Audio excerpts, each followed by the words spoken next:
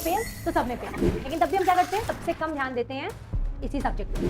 तो अगर आप सच में चाहते हैं कि मार्क्स आए आपके 98, 99, तो इस वीडियो को आज ध्यान से देख लेना।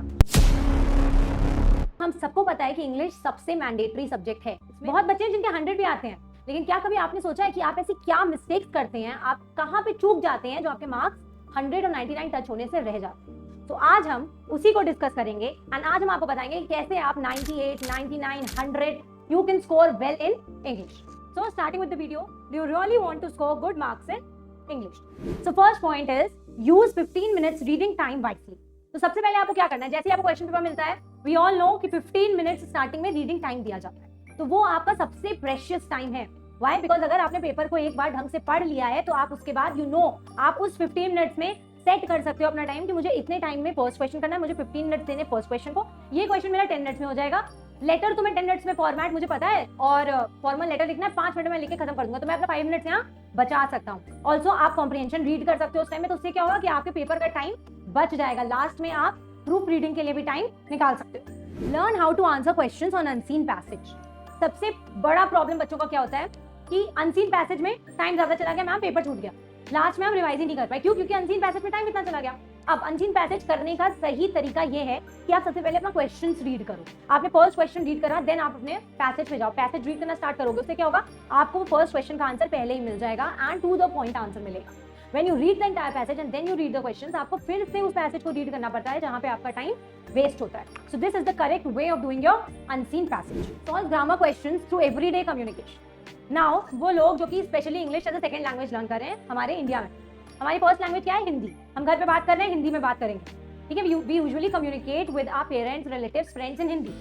सो उसको क्या करना है, इंग्लिश में कम्युनिकेशन चेंज करनी है। अगर इंग्लिश में मार्क्स अच्छे चाहिए तो एवरीडे लाइफ में इंग्लिश का यूज करना स्टार्ट करो, क्योंकि जो आपके ग्रामर के क्वेश्चंस होते हैं वो आपकी एबिलिटी टेस्ट करते हैं, ठीक है। तो जब आप क्वेश्चन पढ़ो तो उसको पहले एक बार दिमाग में चला के देखो कि अगर मैं किसी से कम्युनिकेट कर रहा हूँ इस क्वेश्चन को लेकर के, अगर मैं किसी से ऐसे बात कर रहा हूँ तो मैं कैसे बोलूंगा, क्या ये सही है। और जब आप रेगुलर में कम्युनिकेशन कर रहे होगे तो आपकी इंग्लिश के स्किल्स अपने आप, आपकी एबिलिटीज इंप्रूव होंगी। Use proper format for writing section. Writing section के लिए प्रॉपर फॉर्मेट बहुत नेसेसरी है। अब जैसे आपका लेटर हो गया, स्पेशली लेटर हो गया, प्रपोजल राइटिंग हो गया, इन सब में क्या है, फॉर्मेट के ही मार्क्स होते हैं, ठीक है। अगर 10 मार्क्स का लेटर है, 5 मार्क्स आपको फॉर्मेट के मिल जाएंगे। सो आपको फॉर्मेट हर एक उस चीज का, like your letters, your proposal, your news writing, ठीक है, इन सब चीजों का फॉर्मेट आपको रटा होना चाहिए। Focus on clarity and कंसाइसनेस।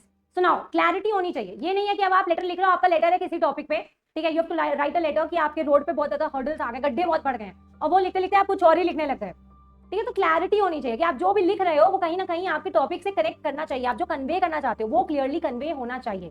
So clarity is very important and to the point.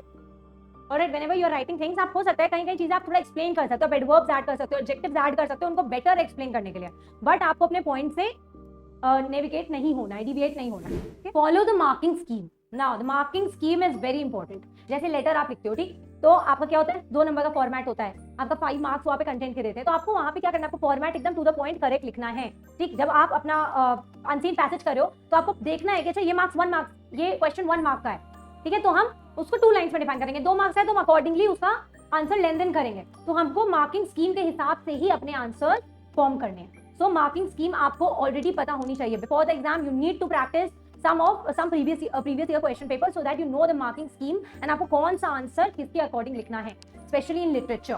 Stay calm and composed. अब ये बहुत ही ज्यादा इंपॉर्टेंट। बच्चे क्या करते हैं, पेपर देने जाते हैं, पैनिक हो जाते हैं, ठीक है। तो इवन इफ आपको कुछ पैनिक हो रहे हो, आप किसी चीज से परेशान हो रहे हो, ठीक है, कि ये क्वेश्चन मुझे नहीं आता है या पता नहीं मैं पेपर कंप्लीट कर पाऊंगा या नहीं कर पाऊंगा, और एनीथिंग, ठीक है, तो आप क्या कर सकते हो, you can take a break. आप 5 मिनट्स का ब्रेक ले लो, बाहर चले जाओ, पानी पी के आ जाओ, but when you come back be calm and finish your paper, okay. Because क्या होता है, जब आप स्ट्रेस लोगे, जब आप पैनिक होगे तो आप चीजें गलत करोगे, ठीक है, एंड देन ऐसा हो सकता है कि ऑन टाइम आपका पेपर भी ना फिनिश हो पाए। इसलिए आप इतने क्वेश्चन पेपर्स प्रैक्टिस करके जाओ कि आपका इतना प्रैक्टिस हो कि आपको पता है कि अगर मुझे 2 घंटे 3 घंटे मिले मैं उसमें अपना पेपर फिनिश कर लूंगा। Revise and proofread, this is a very important element when you are giving your papers. Because बच्चे क्या करते हैं कि आखिर तक पेपर करते ही रह जाते हैं, तो आपको ये नहीं करना है। आपको स्टार्टिंग के 15 मिनट्स में ही अपना पेपर इस तरीके से देख लेना है कि मुझे इस क्वेश्चन को 15 मिनट्स देने, इसको 5 मिनट्स देने, इसको 10 मिनट्स देने, कि लास्ट में एटलीस्ट 15 मिनट्स आपके पास अपने रिवीजन के लिए बचे। And most of the students who revise, ऐसा होता है कि उनको अपने पेपर में कोई ना कोई मिस्टेक मिलती है, Okay, so this is very important. Always take out time to revise and proofread your paper after completing it. Thank you so much.